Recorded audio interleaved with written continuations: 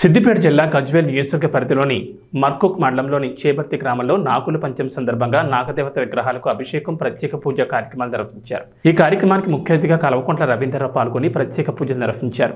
నాగుల పంచమి కావడంతో మహిళలు పెద్ద ఎత్తున హాజరై దర్శనం చేసుకున్న అనంతరం పుట్టలో పాలు పోసి కొబ్బరికాయలు కొట్టి బొడి బియ్యాలు పోసి మొక్కులు చెల్లించుకున్నారు.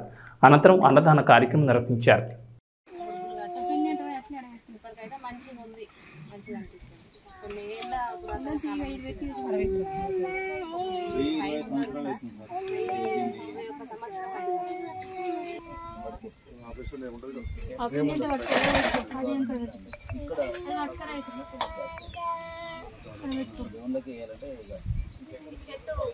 అప్పట్లో చెట్టు మండ కొట్టినందుకు ఆయన చనిపోయిండు, పుట్టనియాలి ఇక వదిలేసి వేద్దామన్నట్టు ఆలోచన.